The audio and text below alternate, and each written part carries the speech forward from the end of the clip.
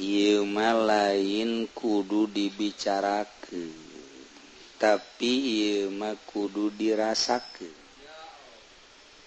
okos urang boga kabogoh eta kabogoh nempel di hate urang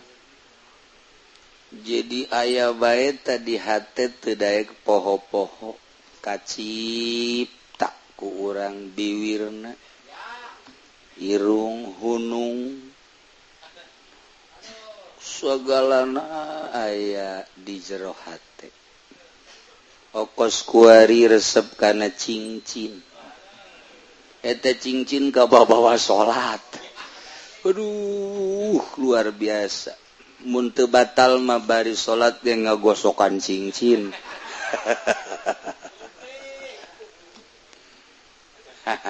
eta lah jadi terlepas tina masalah cinta heula ketika jelema ieu boga rasa cinta bakal poho sagala-gala mantak aya bahasa cinta adalah buta cinta teh urang mah caritana ngan sakadar ka awewe bae urang bogoh ka awewe di belah kidul sedengkeun mun urang dekat ditu ngaliwatan kuburan terkenal kuburan eta asal jam 11 12 ka ditu osok aya ririwa angker luar biasa tapi sugan urang sieun ka ririwa henteu hujan ngelecrek angker nu luar biasa poek listrik urang boga janji jeung kabogoh urang kajen teuing kumaha ge apapun yang terjadi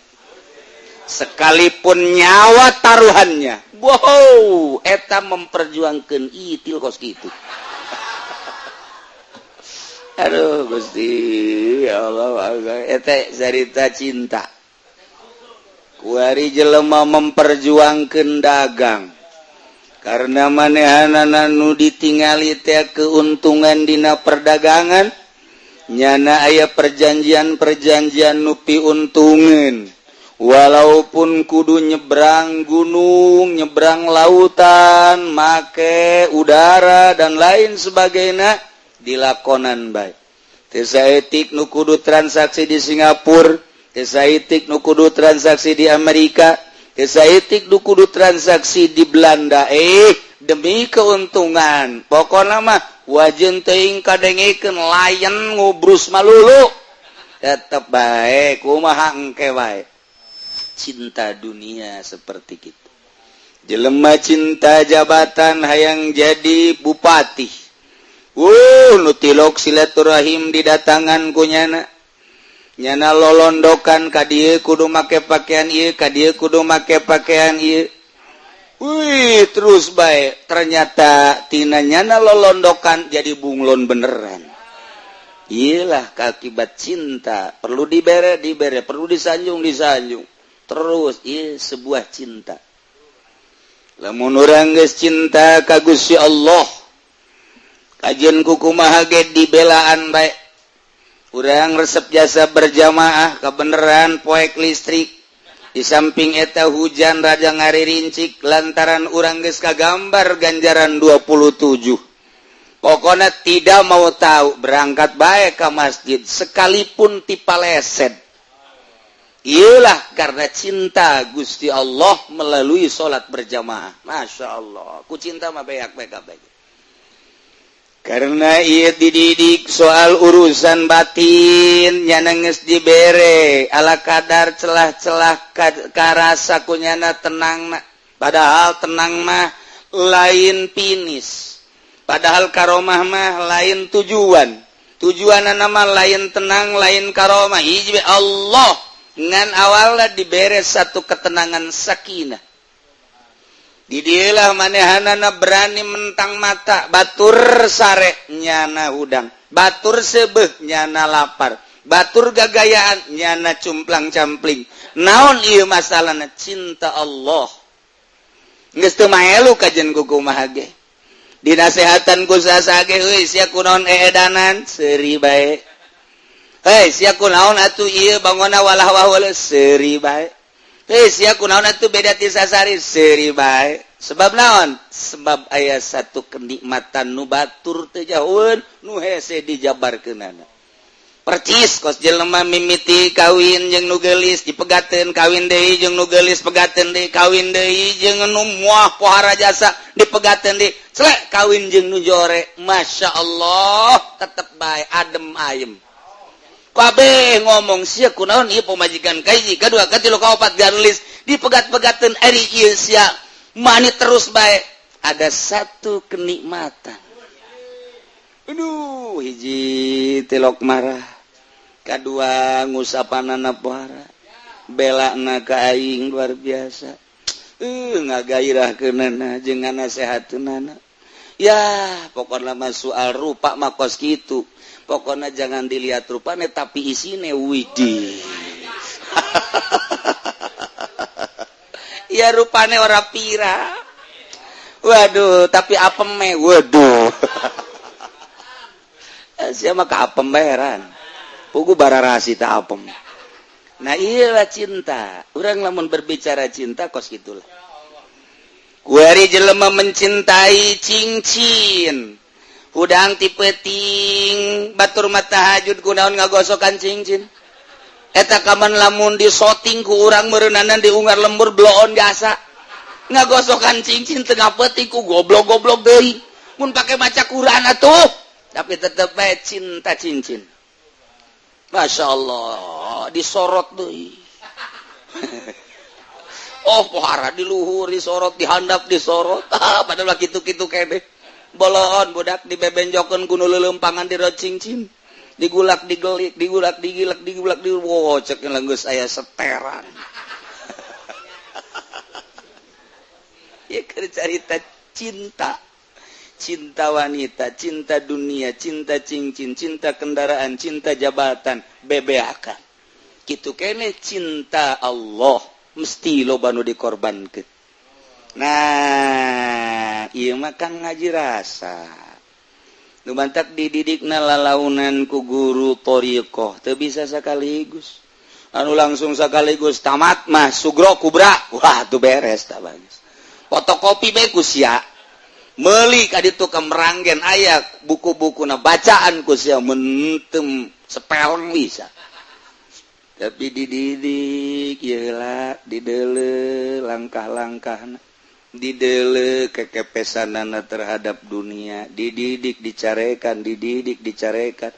tingkatkeun ieu kieu kadeuleu mun cara langlayangan mah geus bisa dipaenkeun kudu maenkeunana lantaran ieu langlayangan berat ka buntut teu daek naik kurang buntut dibuntutan berat sabelah ngigir bae berat kabelah dia ngigir bae diopenan talang layangan teh buntutan abeh naik buntutan oh ieu teh miring bae belah dia kurang diraut deui supaya ngeunaheun teng paenkeun ka dieu paenkeun ka ditu nurut ya guru terhadap murid seperti kitu itulah dididik itu supaya boga rasa bahwanyana dideleukeun ku Allah bahwanyana didengikeun ku Allah bahwanyana teh dikanyahokeun ku Allah tak kena boga rasa eta tah pan urang ge ngaji mah geus nyaho malah didengung-dengungkeun disapaekar wujud kidambako mukhalafatun lil hawadisi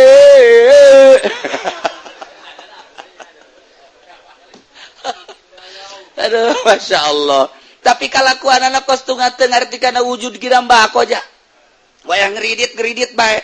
wayah main bola di TV terus bae hei ai isya kaunuhu aliman samian basirona mana ai dina bahasa peker mah pohara jasa diberjamaah gun kunyano ceramah bisaan biasa saudara-saudara sekalian MZ mah eleh nu matak eleh geus paeh kan MZ na tapi kalakuan kos adu teu ngarti lawan tak teu boga rasa ieu mah dek dididik rasa supaya ngeunah anu luar biasa maca Quran teh nikmat zikir teh ngeunah maca sholawat teh nikmat ngeunaheun tafakur teh geunaheun sakumaha tadi urang salat Allahu Akbar kemudian aya tah kuari reungit urang lamun teu ngarti bahwa urang keur jeung Allah eleh kuda mah sesepak war cakna mah teu batal tapi kulantaran urang ngaji tauhid aing nangtung nang Allah reungit ge hiber nang Allah ketika reungit jocok ka aing nocokna eta menang Allah geus bae nafsu aing teh embungeun digegel reungit ngan aing keur dicoba ku Gusti Allah baik-baik besi aya reungit meureunanan ieu reungit teu boga parab di mamana meureun parabnyana teh kudu di aing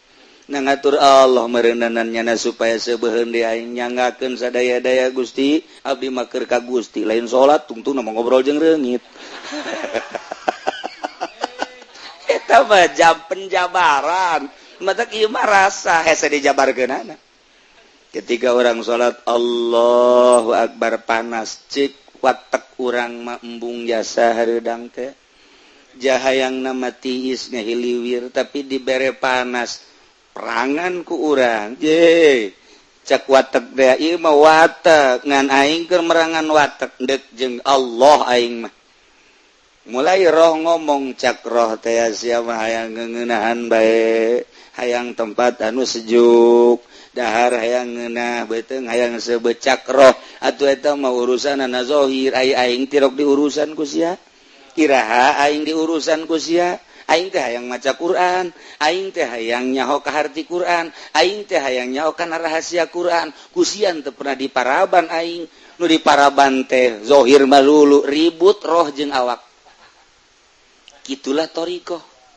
ketika terus urang ngadidik roh bakal ngomong ke awak ketika awak urang lapar dahar cak roh tuh sia deui bae dahar ketika hees tuh cak roh sia deui bae hees aing mah can diparaban-paraban ketika dur zohor urang hees tuh bagian aing mah hees deui bae cak roh iraha sia atuh mere dahar ka aing goblok tolol cak roh ge nyarekan ka awak urang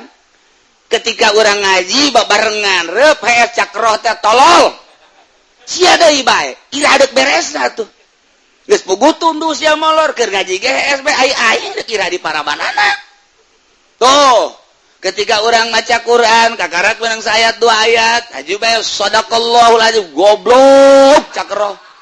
tolol sia deui bae asal kajen kumaha ge coba ta sadaqallah naon dia bener bae ngopi tuh kan cak roh teh tuh sia deui bae ai ira diparabanana roh marah antap cak roh ke di akhirat sia nya dibeulem sia badai geus dibeulem panjeung aing-aingna cak roh teh wayahna atuh ieu lah thariqah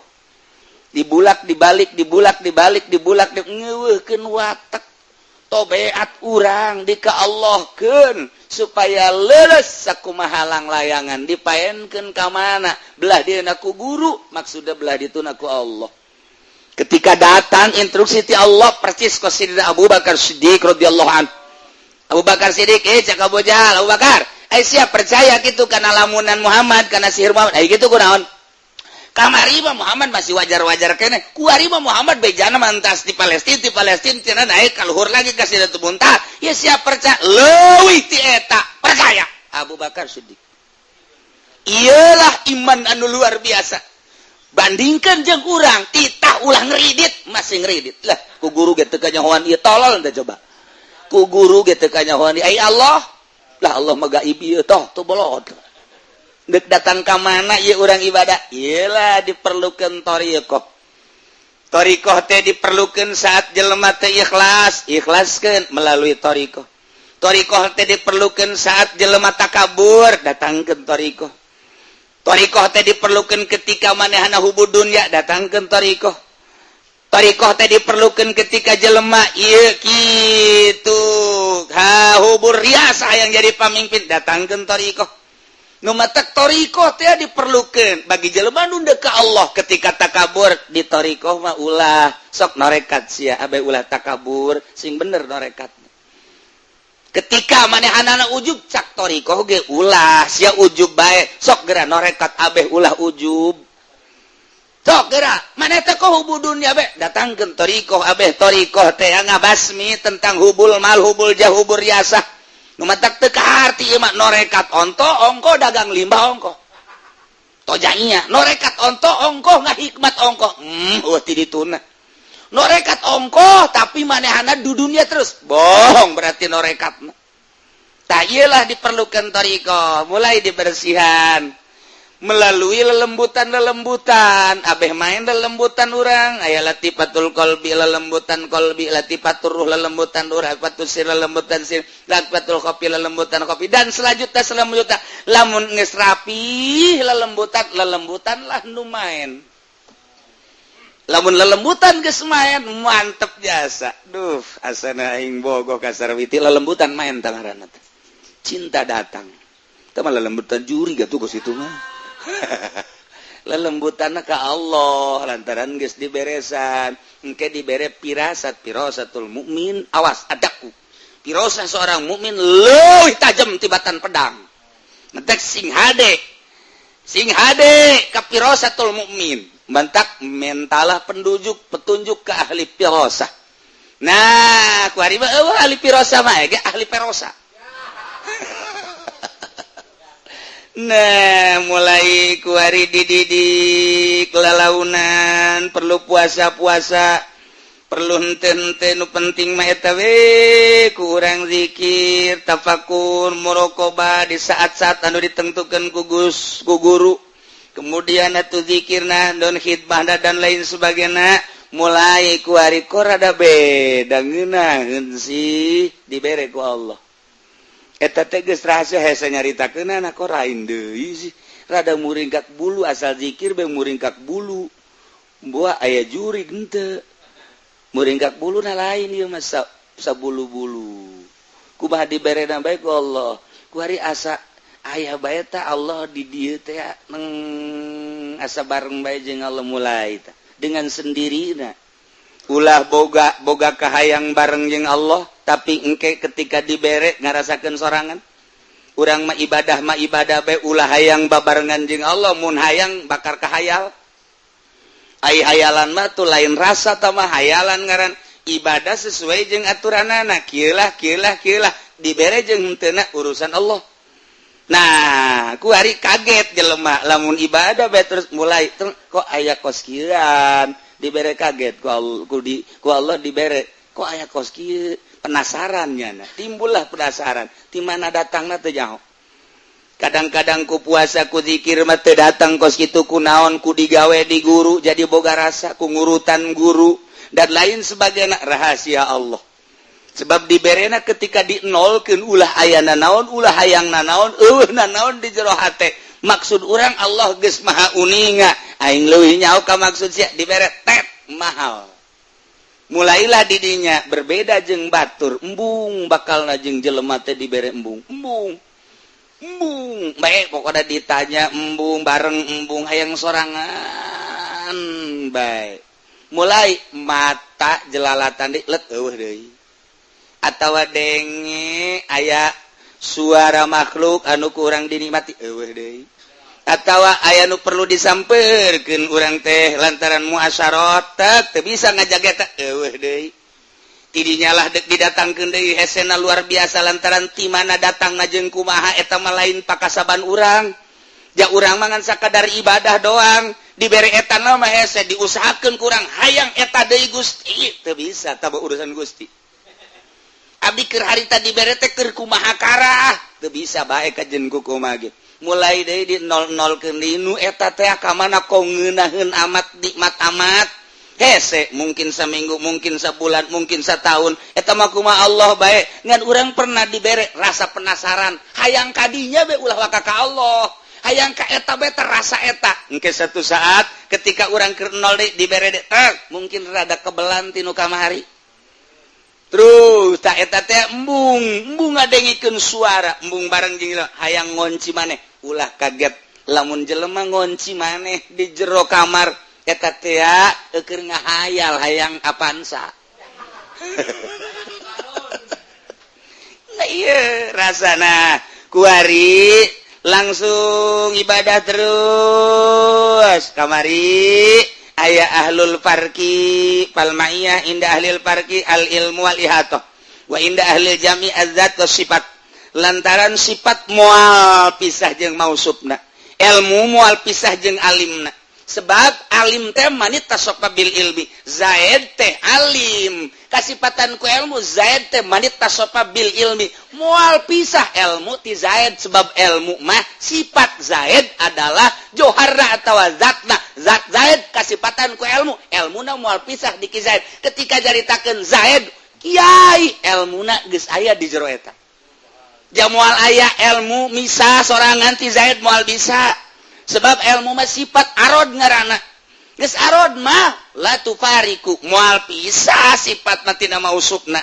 nah iyalah ketika seseorang keterapan kurasa ilmu Allah nyorot apan eta ilmu Allah teh meureun moal pisah jeung Allahna kuari urang boga rasa kadeuleu kanyahoan ku Allah aing ye